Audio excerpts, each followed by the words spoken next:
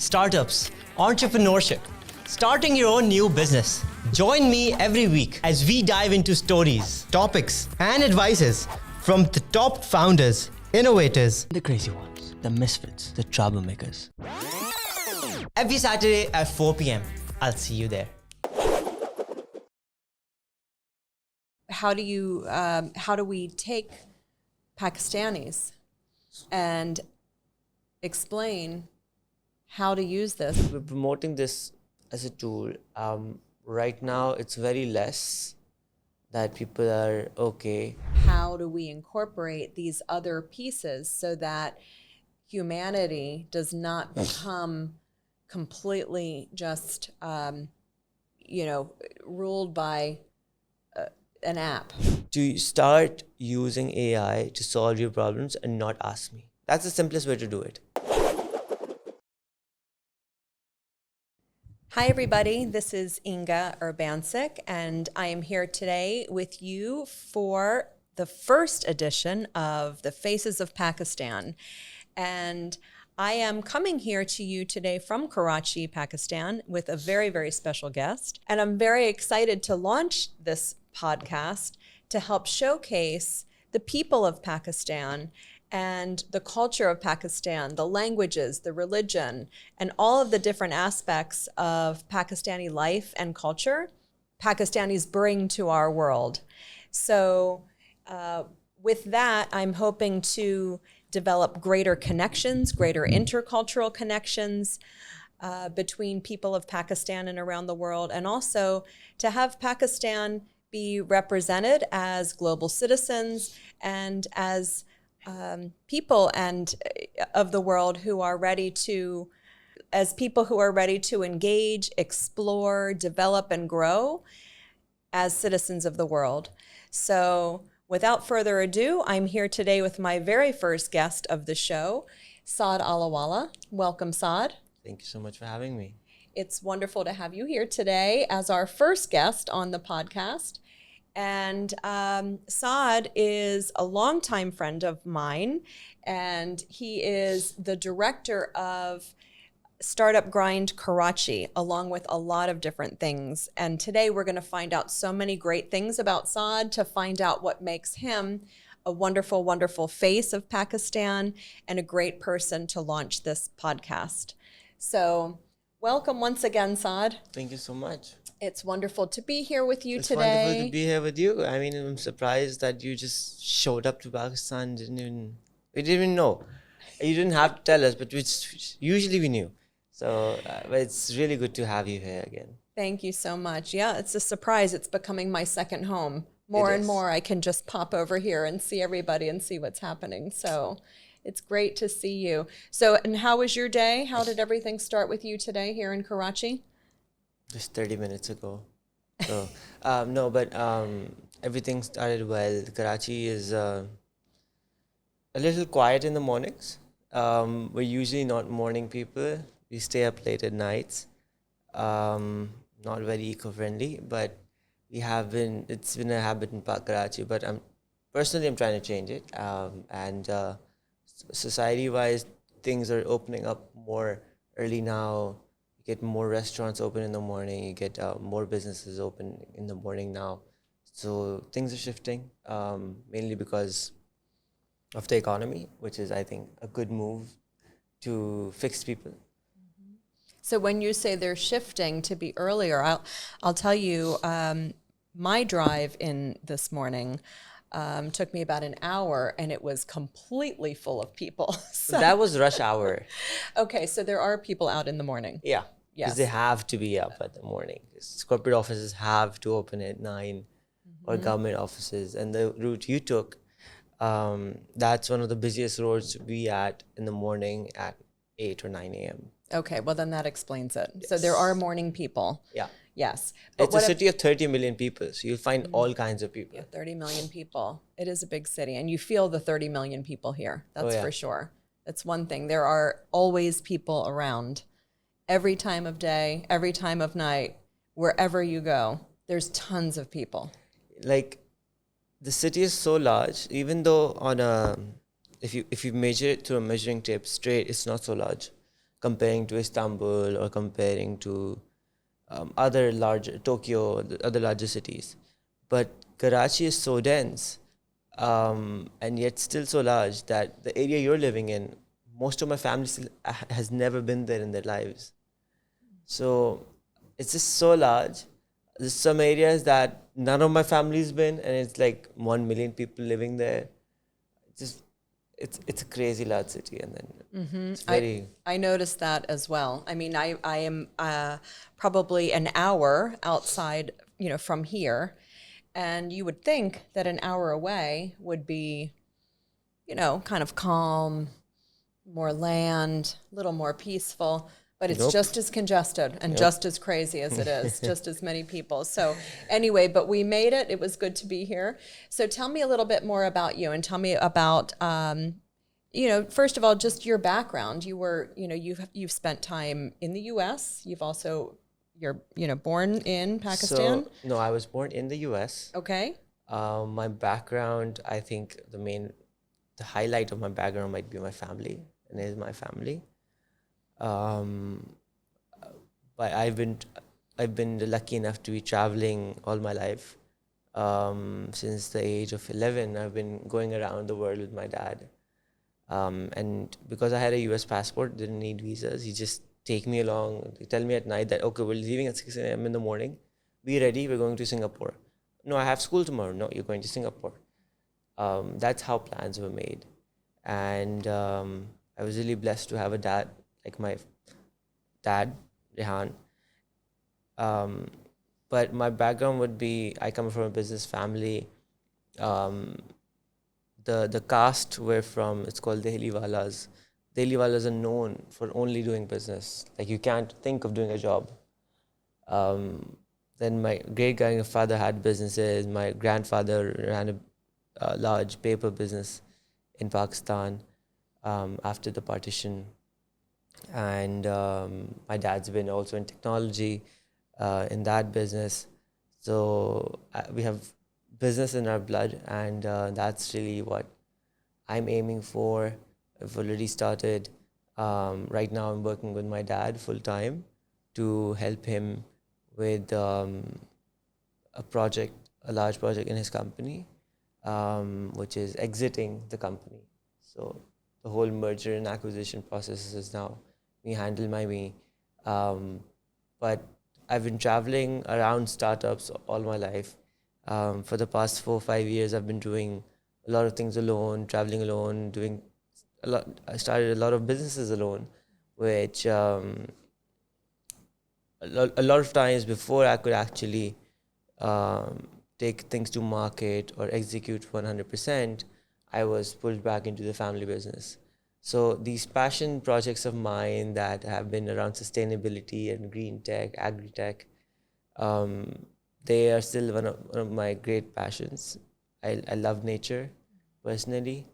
And one of my consistent and largest goals that has been for years was that I want to plant 1 billion trees in the next 10 years. And that's something that hasn't shifted, that hasn't moved or been taken away from me. So I think that's something that I should be achieving very soon. Wow, that's an amazing background and an amazing dream that you have as well, amazing goal that you have. Would that be in Pakistan, the 1 billion trees, or? Hopefully. Pakistan does serve as a very good landscape to do this project.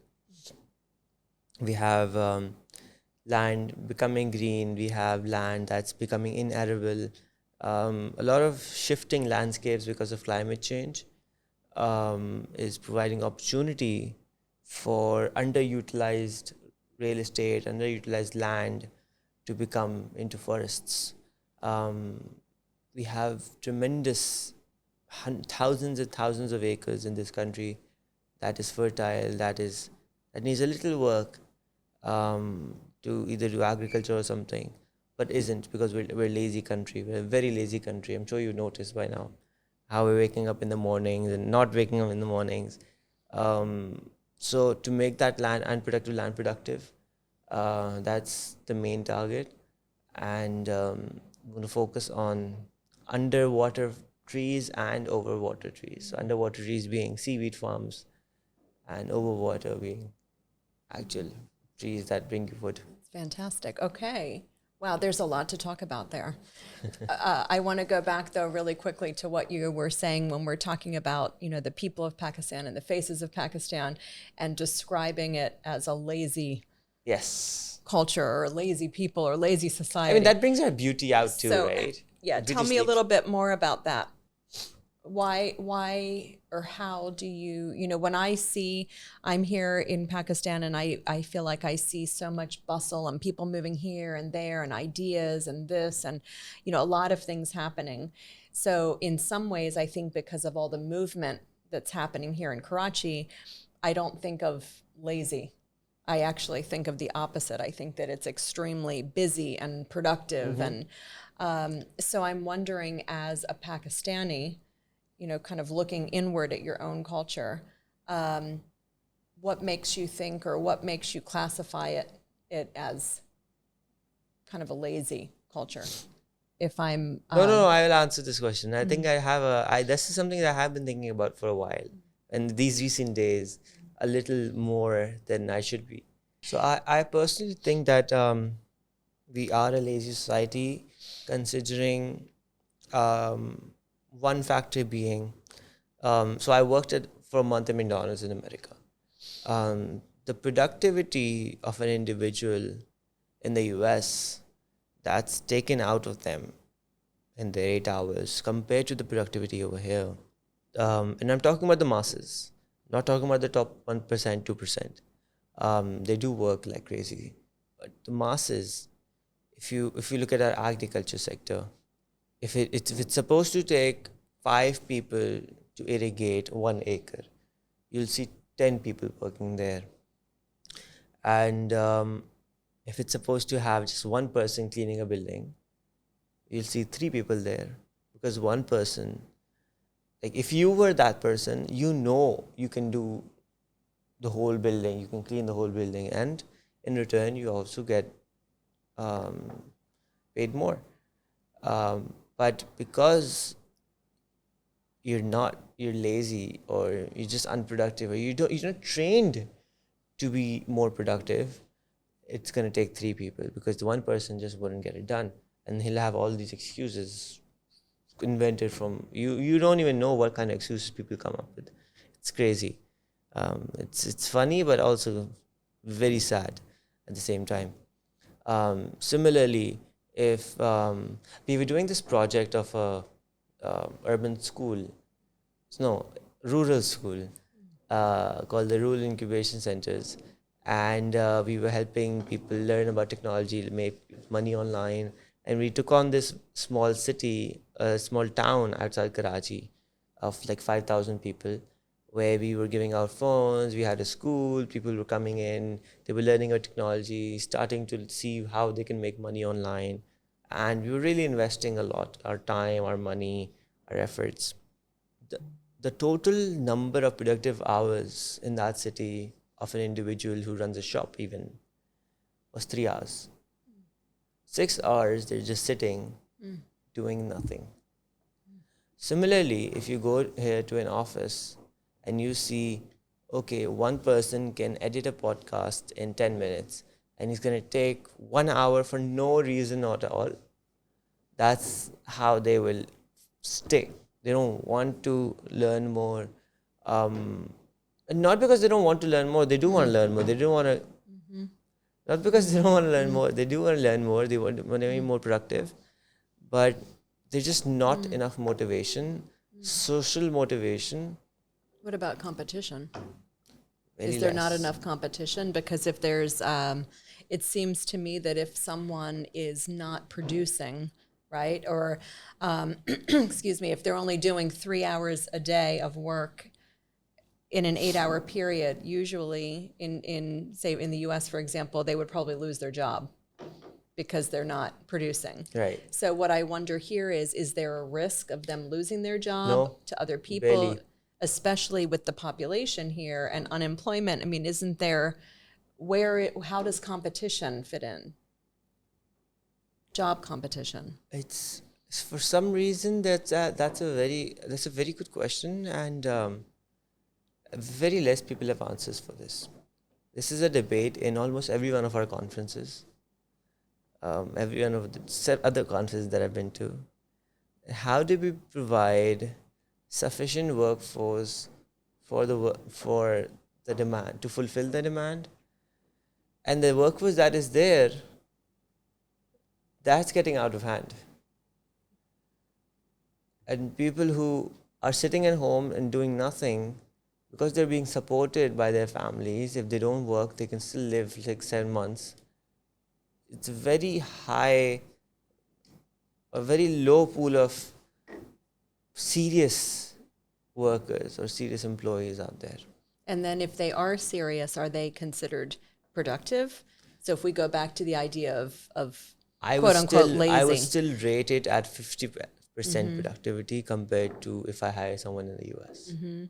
So as we look at these people of Pakistan, and you, maybe we can pivot over to your work as the director of Startup Grind in Karachi. From you're working, you can talk a little bit about that and let us know what that is. But it seems to me that you're working with a young population of entrepreneurs who are very anxious and eager and, hungry, as we say, to make a difference. And so maybe you could tell us a little bit first about Startup Grind, and we could kind of pivot into that. So Startup Grind, my role at Startup Grind consists of community building with startups. So I get connected with the startup founders here, usually host events with them. You were at my first event also. I'm really happy that you were there. Thank you. It was great to be there for that event. It was a nice event. It was a great event, yes. But bring in the community that is part of the startup community, that are stakeholders, under one roof, and just have them mingle and meet each other, with the target of being making a more collaborative and growing community in Karachi. Similarly, my other role at my father's foundation, now I'm less actively working at the foundation for the past 5-6 months. I'm more involved in our telecom business in the US. But the whole focus with the foundation also, if you go to my LinkedIn, the main thing that I've written there is I want to create 1 million entrepreneurs by 2025. And entrepreneurs, not the ones who will start their businesses, but people who self-criticize themselves, who think outside the box, and who actually thrive for growth, thinking that they're global, not even considering who's the next person sitting to them.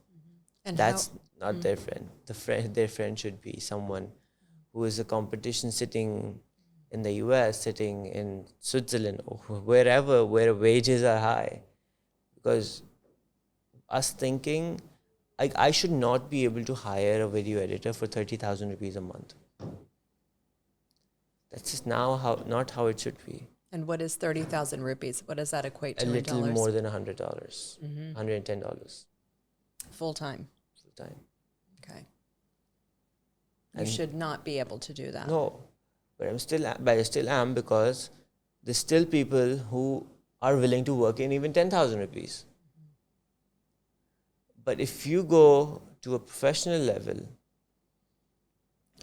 you won't be able to hire a video editor for less than 150,000 rupees. So that's not even high. That's $500. If the same person was making money outside Pakistan with basic video editing, he'd be making $2,000. So tell me then, how do, in this culture, how are these entrepreneurs, these youth, I think that there's 60% or something I saw recently of the entire population of Pakistan. Is under 30, 60% is under 30. Under 30, right. So it's a huge population of young thriving, potential entrepreneurs in Pakistan. So how are they or you through Startup Grind, or how are they developing the skills that are getting them to the space where they don't care about who's next to them, and that they're thriving on their own, and that they're self-motivated and self-starters, as the skills that they need to be so successful? One way that they're already doing it is through digital content. So people have, like one of my very good friends living in Czech Republic knows how to speak South Korean with the sole reason because she was watching South Korean shows. So she doesn't think that, okay, she's not even South Korean. Like in her heart now she's South Korean. One of my friends here can speak Korean also, just because they were watching South Korean shows. Coming back to this, when people start watching, the easiest way to break the culture is to have anyone watch Friends. So now this guy is watching Friends. He can now just see a different world, because right now he hasn't seen a world outside Pakistan. He actually sees, okay, there's a world outside Pakistan which is real and people actually live there. They start to get a little more motivated to do more. They want that. They want streets of their town or their city to look like that. So that brings a little more internal motivation, but that's not all. Now, with internet being so cheap, with technology being in smartphones being in more than 180 million hands in Pakistan, it's a large number. That is enabling people to go more digital. So they're getting on TikTok, they're getting on Facebook, they're getting on Instagram. They're still not on LinkedIn. LinkedIn might have like 4 or 5 million users in Pakistan, not more than that. That's my personal opinion. It might be 10, 20. But LinkedIn is a tool that people can use to make friends in their industry outside the country that have a higher net worth. Doesn't have to be outside the country, but have a higher net worth, and they get guidance from them. They get to learn from them, and that's all the efforts of my dad right now to make these people global, to think outside the box, to start making more money. Because the solution to all our problems in Pakistan, honestly, is that we don't make enough money. The average income in Pakistan shouldn't be $100 a month. I mean, that's less than 100 actually now. $1,000 a year is not enough to live fairly in this world. And I mean, $1,000 isn't even a ticket to the US now. It's more than that. So to change that, I was just watching a documentary on Vietnam, a small documentary, and they said that the country might not be doing fantastic, but when the communists came and then they left, the communists empowered the masses, and then the masses also take them out. But the average livelihood of an average Vietnamese gained so high, the lifestyle was elevated so high, their country overall might not have made a lot of money, and it wasn't concentrated in one place, but it was distributed to everyone. And I think that's beautiful, that your average person living even outside the city can afford to live a good life in your country. That's an interesting, we should talk about that a little bit, because then that's the idea of communism. Yeah. So the idea of communism is that you think that perhaps that kind of a model would I'm be not saying that helpful. I like communism. Right, but I'm not the social, right, that No, I'm not, like right now, but the model that they did was a capitalistic model, right? I mean, otherwise they'd have a lot of sanctions on them if they said that they were communists. But like just any social model, I'm not saying that the government should do it. I'm saying that on private levels, a lot of organizations have a lot of power. We have a lot of power. Anyone who can afford a house in Karachi has a lot of power to do a lot more. This is really good, because what I'm trying to do is I'm trying to get to the heart of, I keep going back to the beginning statement of, kind of how we started, and as we're looking at people of Pakistan and perhaps, lower productivity, right? Or they're not, and how does that change? How do we change that? And so as we're looking at, startup grind, and we're looking at entrepreneurs and giving them digital tools and things, to be able to expand and learn and connect with other people on LinkedIn. Something that I see is I see the excitement and the enthusiasm in a lot of youth here in Pakistan, a lot of interest in, Western culture, different cultures, and there's a awareness of a global world. Then at the same time, what I see is there's also a limit on either the motivation. There's a lot of things that seem to hinder progress. So even though, for example, youth might see these videos and they might be doing digital marketing, they might be doing different things, they might have ideas. When it comes down to it, the social structures that are in place, the economic structures, limitations that are in place, politically over here, it's a little bit crazy. That it seems, what I'm trying to figure out is how do these kids break through that and actually follow through with their dream or their goal, or when they're seeing these things or the startup. And I think this is a piece that when we're looking at the people of Pakistan and the faces of Pakistan and how Pakistan can elevate itself economically, socially, in all of these different ways, it's about creating action, it seems. Right. Action and doer. And this is one of the things that I have always really enjoyed about you and your family, your father, is that you're doers, And I talk to people about being doers, and being a doer means that you don't just have the ideas and talk about it and say how great it is, but you actually do it. And it's that doer part that I think sometimes is what is missing in a lot of people. Right. And it's the doer part, because the ideas are there and the interest can be there. That we have a saying that says you can lead a horse to water, but you can't make it drink, right? So you can give all of the resources and the technology and everything to create the excitement and the enthusiasm, but then what is that gap that needs to happen, right, in order to actually fulfill that, to make it a reality, to do it. And it seems that the percentage of people anywhere in the world, really, that's a small percentage of people who actually then follow through and do it long term, right? Maybe they start, just like you're seeing, you have startup grind, right? They're starting up, and then for how long? It's the doer. And this is something that I see, it just seems like there's a lot of obstacles in Pakistan.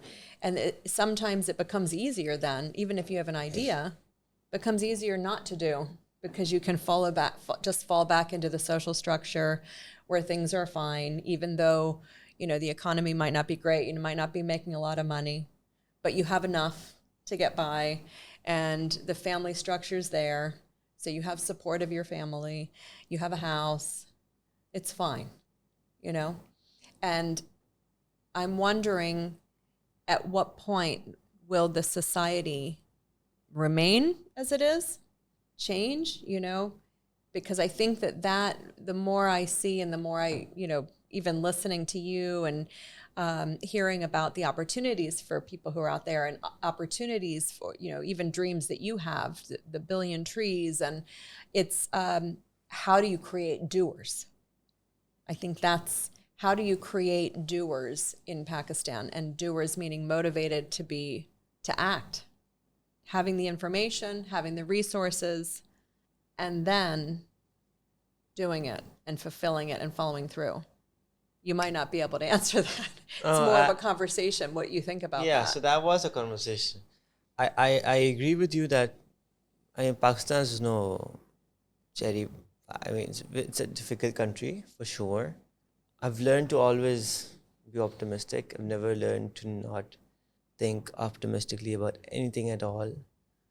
And that's typically our approach with our businesses as well. My dad's been running a company in the US for over 25 years, and he's never had problems bringing money into Pakistan. But for some reason, everyone else who we see around shows issues. We've been running a team. We've been a practical model for tech companies, and we've been fine. No issues faced at all. No hurdles with the government, no hurdles with renting a space. We find people to hire. But on the other hand, there's people who have ideas, who can start businesses, or who can solve problems around them and actually improve their livelihoods, whether it's monetized through money or monetized through some social something else. I genuinely believe that it's very easy to get things done in Pakistan. We just don't think the Pakistan way. And what is the Pakistan way? It's a different model overall. So I'm complaining right now that people are unproductive. But it's still a reality. And there's still about 20 million people who don't have jobs. Why am I trying to hire one person and I know when I can hire three? Then this is a model that was taught by a company which has been growing at 100 to 200% growth every single year. It's like extremely fast. They only export from Pakistan. They're the third largest seller on Amazon. And they make everything in Karachi. They make 2,000 products in a factory in Karachi. And they're setting up new factories. That guy didn't even come to Pakistan for 5 years. And he was remotely doing all of this. We think, okay, no, we have to stand there, get everything done on our own. But that's not really a reality. And his strategy is, okay, you need one person to do it, but you know he's not going to do it. Probably hire two people. Pay them good salaries. But only focus on selling to someone who has money, which is outside Pakistan. Pakistanis don't have money. Even I don't spend here. I mean, I do spend here, but even my cheapskate gets alive here. So why are we trying to sell to Pakistanis? We should make in Pakistan, but sell abroad. Now that's only with products or services. What about people who are doing jobs here? They can also start looking for jobs abroad. You know Manahil, right? Manahil Remote Job Wali. Remote Job Wali is such a good concept. Just get a remote job. The guy who works for me, he makes more money freelancing than I pay him. And he freelances for 2 hours a day or 1 hour a day. And he works for me for 8 hours a day. He still gets paid more just by a little work online. And where is his client? In the US. In the US. And he's not even working directly with the client. He's working with a middleman who's working with another middleman who's then working with the client. So it's crazy how everything is changing. And it's so easy. I mean, his English is not fantastic. It's okay. It has a lot of grammar mistakes sometimes, but it's fine. Because he has all these amazing tools enabled to him. And the best factor right now is AI. Is what is that? AI. AI. My father's advocating for it full time. He wants everyone to start using it because right now the CEO in my company is ChatGPT. This is the technology I use for strategies, for research, for plans, for execution, for everything, for ideas. And through it, I can have fun. I can tell it to write a poem about me. I can ask it to sing for me. I can ask it to do anything for me. I can ask it to make a new dish for me. And only if we start using it for more productive things. Just yesterday, I made a video of this park that's next to DHA on how to make it more productive. So I had this idea in my head, but I didn't have the data, I didn't have the calculations. It would have taken me days to get it done. I got everything done while I was in the restroom for 15 minutes because I was just on my phone. And I sound like a scientist right now in that video because all the data I had was given to me by ChatGPT, and it solved problems for 360,000 people in that proposal, the video I made, which is proposing to make a new intersection on a ruined park, which has been ruined for the past 10-15 years, and make money along the way. So the investor would make money for less than $1 million. You're helping 360,000 people daily on that commute, and you're saving real estate, and you get a 7-year ROI. And this idea came from ChatGPT. Well, I had it in my head, Yeah. but it got refined in ChatGPT. You refined. So so the concept, and I think this kind of segues into what I was curious about, is the role of education in all of this, right? So as you're looking at so many different, again, in Pakistan, there's a huge number of students who are uneducated, don't go to school. There's a big number, and I think part of what your family and your father is doing with the Rehan schools is to try to reach these children, right, and try to reach the otherwise kind of lost and forgotten children, to bring them in and learn these technologies to help them to become successful in the world, right? So maybe you can talk a little bit more about that. And I think, as you were just mentioning, you mentioned briefly your father and the role of AI. And yes. So the building we're sitting in right now is the first AI school of Pakistan. The reason we're advocating AI so much is that because it doesn't have a language. I mean, it does have a language, but it can speak in any language, at least any language readily available in Pakistan. It can speak in Urdu? Yes. Okay. It can speak in Punjabi. It can speak in Pashto. It can respond in Pashto. Okay. It can type in Pashto. It can give you posters in Pashto. Okay. I didn't know that. That's amazing. Okay. And there's another software called Annie, which is a lady. So you're actually talking to a lady on an AI. So it's an AI lady. You speak to her in Urdu. She responds in English. I mean, I have it right now. I will give you a demo after this. But so amazing how this is readily available on every smartphone in Pakistan. 180 million smartphones. Einstein is in your pocket. Steve Jobs is in your pocket because it has all that content, right? It has all the autobiographies and biographies and people's videos that you can scroll through. And it already has scrolled through to get all that information. And now you can tell ChatGPT, okay, think like Steve Jobs and tell me what's the next big thing. Or I have this technology idea, what should I do? Or take a picture of your street, send it to AI, and it will fix it up and show you, okay, how it's going to look. If you want to fix it like this, proposal number 2, proposal number 3, the cost. So you can tell it, okay, ask Saad, the current data of the market, so you can calculate the right information for me, and then give me a proper proposal that I can send to the city government, or I can send to a private investor that can invest and get a ROI. So, yeah, it is amazing. AI is definitely changing our world, for sure. And I think it brings AI, especially in Pakistan, then brings up 2 questions for me. One is, again, accessibility. And so you're saying it's on everybody's... It's already accessible. The beautiful part is people who even got flooded houses, the mass flooding, they still have smartphones. Everybody has the smartphones. And so, again, how, if we're working in a population that is either undereducated or, giving the conditions that we've been talking about in Pakistan, how do you, seeing that AI is such a new technology, Yeah.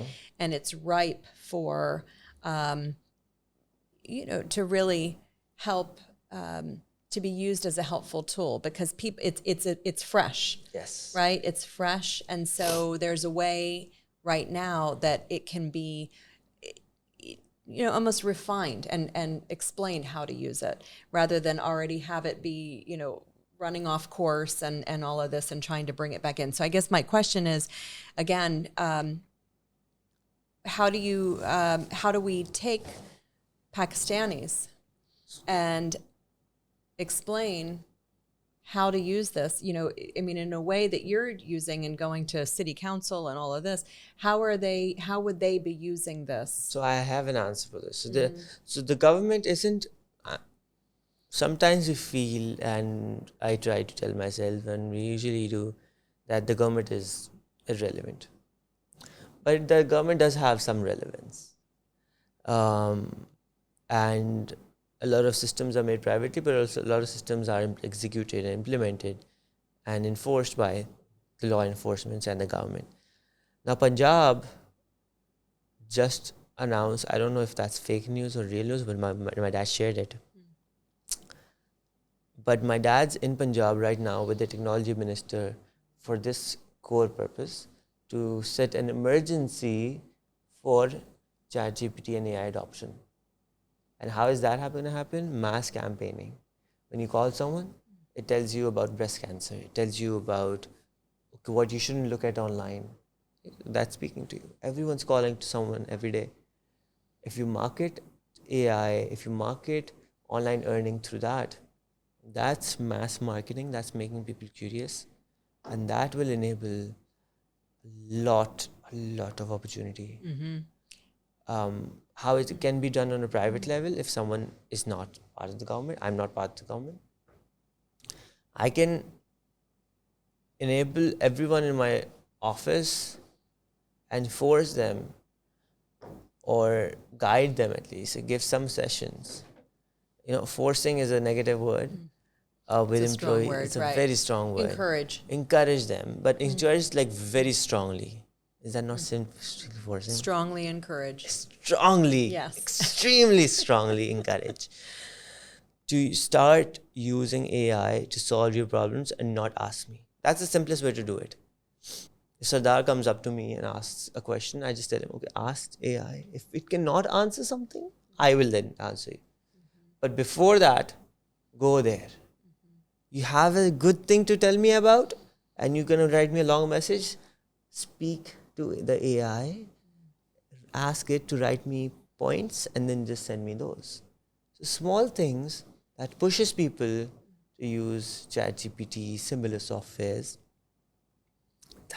And now you don't even need ChatGPT. That's the beautiful part. You have Meta AI built into WhatsApp right now. And everyone has WhatsApp in Pakistan. You don't need a new software. You can create images, it's free, and you can talk to it as long as you want. ChatGPT, you can talk to on call with for hours and hours, and then it's free calling with a new girlfriend you have, and in any language.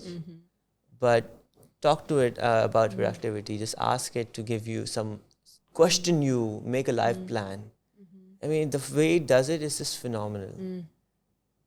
It is true. It's a whole, it's interesting because AI, at least, from my background in education, it's something that is still, ChatGPT, it's very controversial in a way, because we're trying to figure out how do you still continue to encourage, research, free thought, trying to formulate your own ideas, critical thinking, and all of these things against, you could just go ahead and type it in and the answer is right there.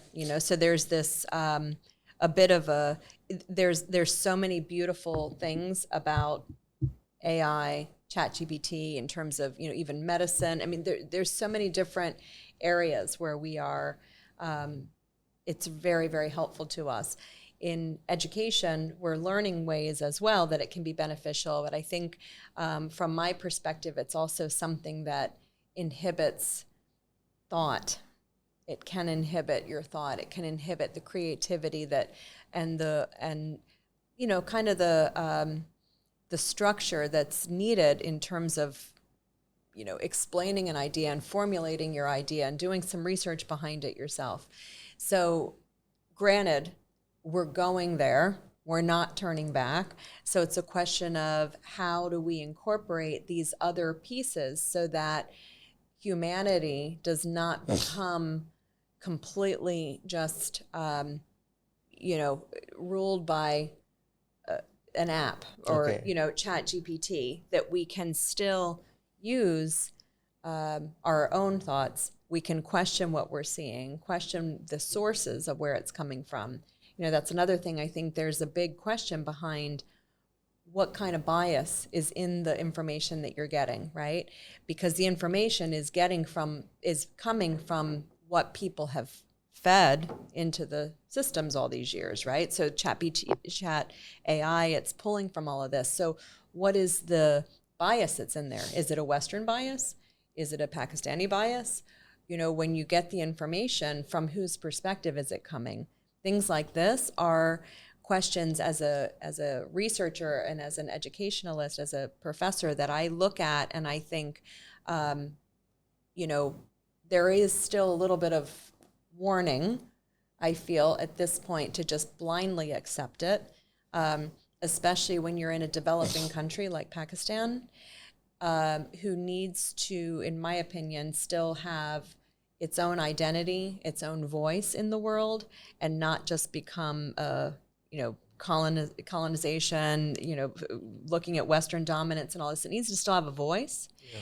So when we're looking at AI and we're incorporating it in a place like Pakistan, and I think that the campaign your father is doing is phenomenal, because it is true.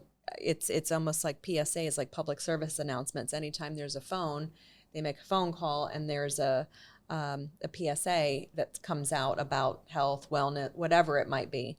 But I do still think that there is another piece we need to be aware of as we're implementing it massively and having people use it. It's going to be used. So it's also questioning the information and reading it and saying, okay, is this my perspective? Is this coming from a bias that I would want this to come from? Or is this coming just from whose story is this, So I don't think so.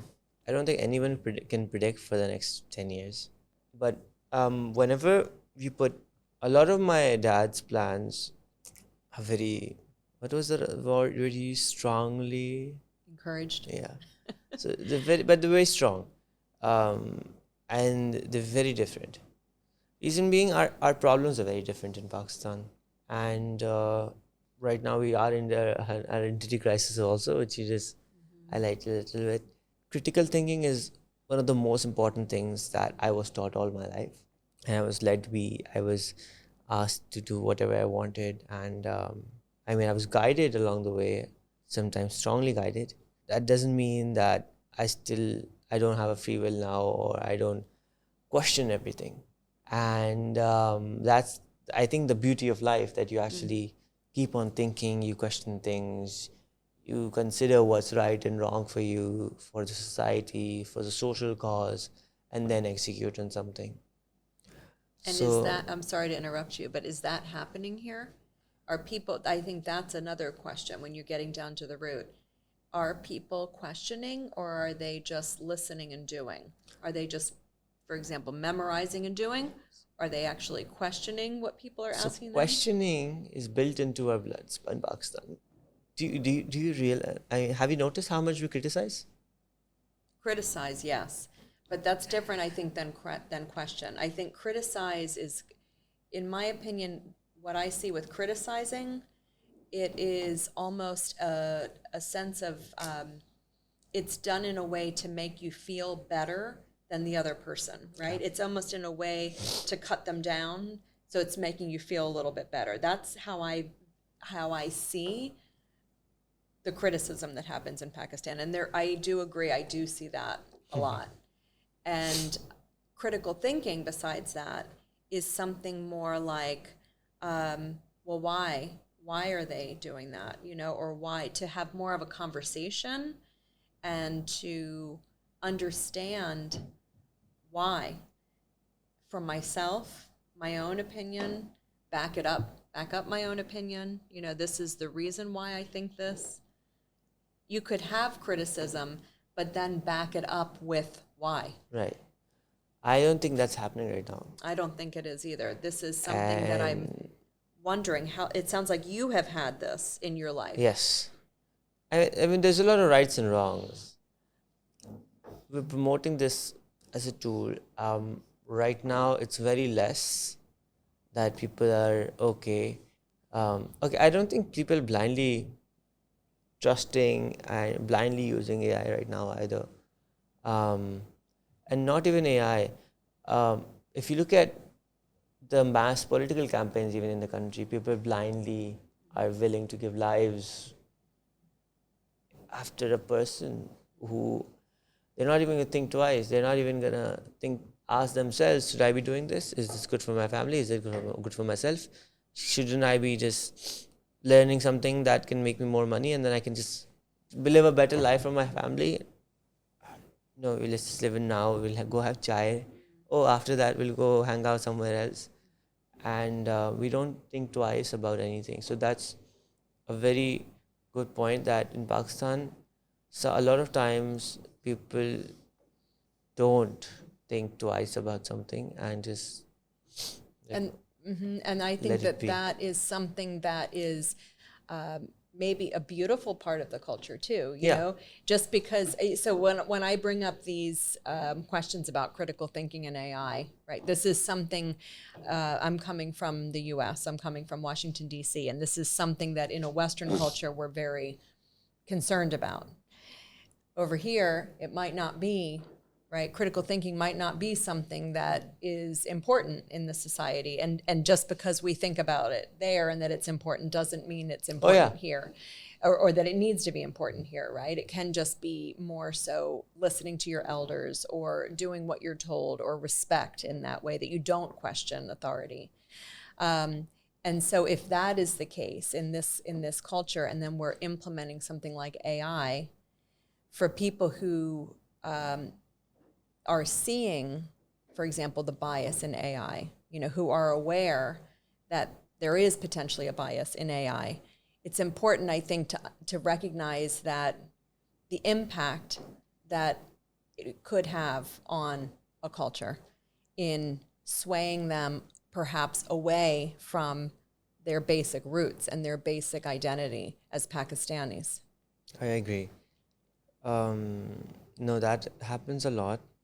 Even right now, I was with a friend yesterday and I was talking about my plans, about what I want and what my 10-year goal is. Like, oh yeah, you'll do it outside Pakistan though, right? Bahar. There's this word Bahar. Bahar has two meanings. It's outside and it's green. So Bahar hoga. Oh, it's going to be outside, right? Pakistan, nothing. There's nothing in Pakistan. So, because that mindset has started to become a reality in a lot of minds in Pakistan, especially people who can escape from this reality, people just leave. And because they feel they're never told about the opportunities in Pakistan. And I mean, even if they're told, it's not from someone who they just should believe or who believes themselves.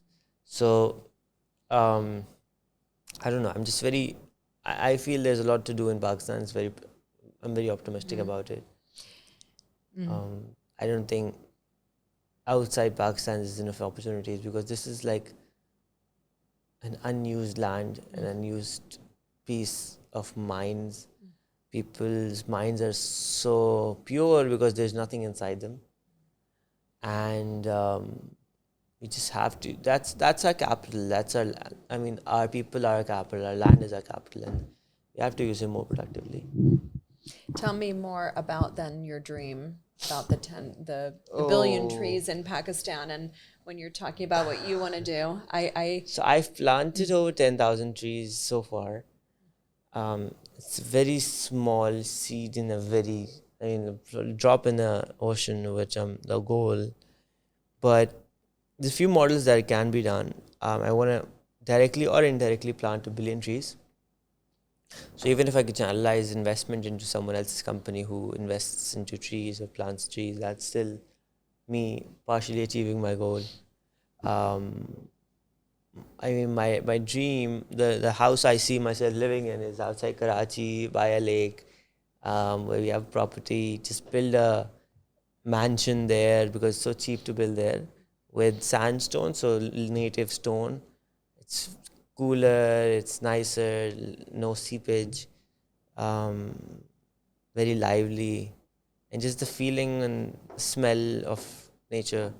That's what I feel like I want to live in. Have trees, have a canal around it, go kayaking every morning. That's my ideal situation.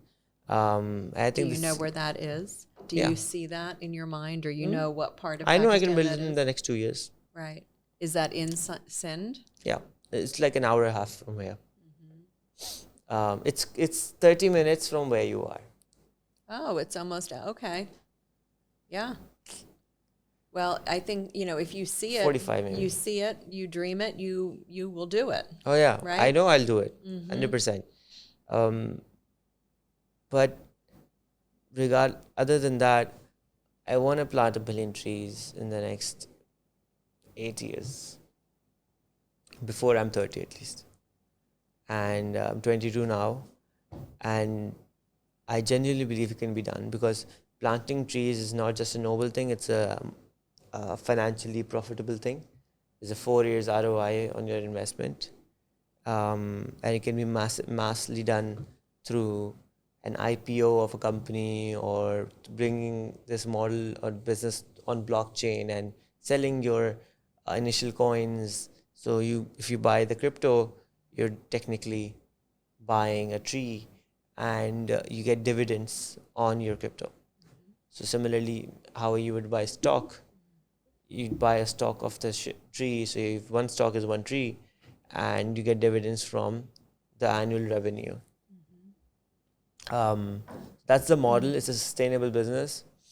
Sustainability globally, but also sustainable in a model that if you plant 6,000 acres and you're cutting down 100 trees a month, 100 acres a month, which is enough for a good sizable revenue. By the time you get to the other side, the first side will have grown. So you have a sustainable model with an ever-ending growth. There is a saying that if you just dig a pond in that area where we have our land, it's called Thatta, you'll never be hungry, because fish always comes, because flood comes and flood brings fish. You always have food. You won't really be hungry. Over there, people eat fish like we eat vegetables. Like, it's not very, and we don't want to eat fish. That's how they are. Here, we're craving fish. You know how I was mentioning there's a lot of knowledge. I don't know what's the right word, but because knowledge isn't readily available to everyone, in Karachi, chicken is 700-800 rupees a kilo. And people believe that's the cheapest source of protein that you can have. That's why they complain so much. If you go to near our Korangi school, there's a fishery. If you go to a fishery, you'll get fresh fish that I've eaten, and it's good, for 100 rupees a kilo. And again, what is 100 rupees in dollars? 30 cents. 30 cents. Mm-hmm. Wow. I mean, people don't know. No. And you can still, so that's the fish that I got. They had fish worth 50 rupees a kilo, which was fresh, so it wasn't bad. And it was from the sea. It's good for health. I mean, I would buy that fish and start a cat food company, honestly, or a dog food company. Because how cheap that is. Yeah, I have not had fish here since I've been here. See, and the fact that There's we not a live lot of next to fish. the water, we're not having fish. How is the pollution in the water? Is that okay? So I they mean, is get it- no. where is So the fish coming pollution from? is very closer to the shore. If you only go like 15 or 20 kilometers further, it's very clear, and usually the fish comes from there. So Inga, I'm not gonna ask you about Pakistan. I'm not gonna ask you. I mean, I am asking you about Pakistan, but I'm not gonna ask you how your experience was and everything. That's not cliche, but what I want to ask you is, why do you feel that this podcast is important, and what do you aim to gain out of it? Well, that's a great question. Well, I, my interest in Pakistan started now about 5 or 6 years ago. And I was working with Pakistani professors here in the US through my university. And so that was really the first time that I became interested and engaged with Pakistani people, academicians, like straight from Pakistan. And there was something that really struck me about them. I couldn't really put my finger on it, but there was something. There was a warmth, there was an interest, there was a curiosity, and it was something that really attracted me to continue to stay in touch with them. Over the years, we've ended up creating this organization, PATEN, the Pakistani American Teachers of English Network, which is a project to connect teachers between the U.S. and Pakistan to help learn from each other, learn cultural skills. And over time, my interest and, on the ground, I've now come to Pakistan. I've met some of the teachers here in Pakistan. I've met you, I've met your father, I've met, my network has expanded quite a bit. And my question is always, what is it? I'm trying to figure out what is it. This culture is so different from our culture in the U.S.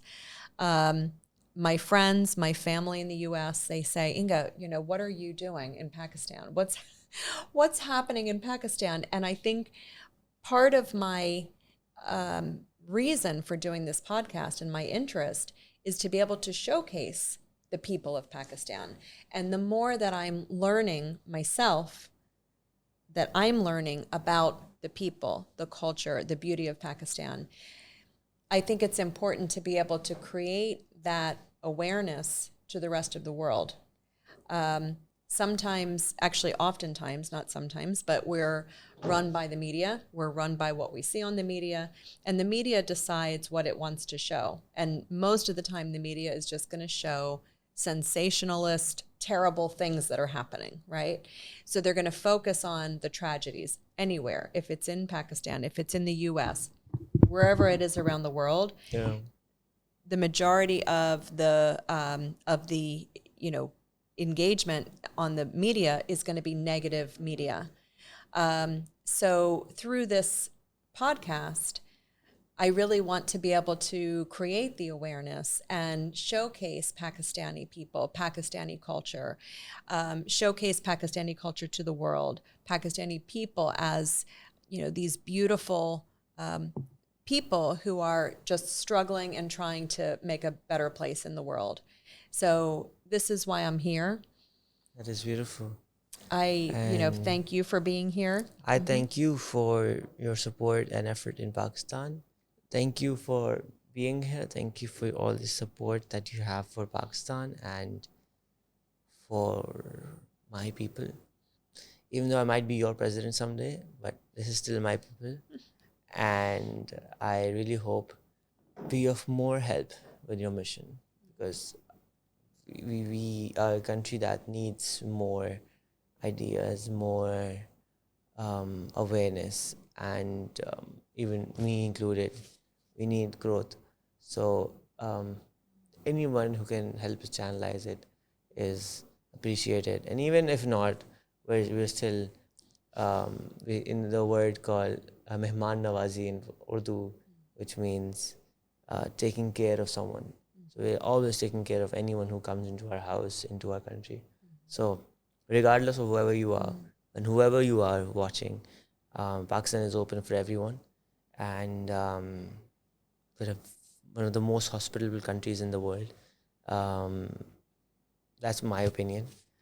But everyone's open with big, wide hands, and just to greet you, to take care of you. So if you don't have money, if you're homeless in the US, just come to Pakistan and you'll never be hungry for it. Very true. And I wholeheartedly agree with that. I think that the warmth, the hospitality in Pakistan, I think that the potential that's here in Pakistan, I'm here as a learner. I'm not here as someone to come in and say, this is how it needs to be done. You need to do it this way. I'm here to learn about your culture, to immerse myself in the Pakistani culture so that I can understand from the inside as much as I can about how things work, what your struggles are, what your goals are, where I can help, where I can support. So thank you for allowing me and opening up your homes and your hearts and, your country. So it's been wonderful. Thank you. Thank you. Startups, entrepreneurship, starting your own new business. Join me every week as we dive into stories, topics, and advices from the top founders, innovators, the crazy ones, the misfits, the troublemakers. Every Saturday at 4 p.m. I'll see you there.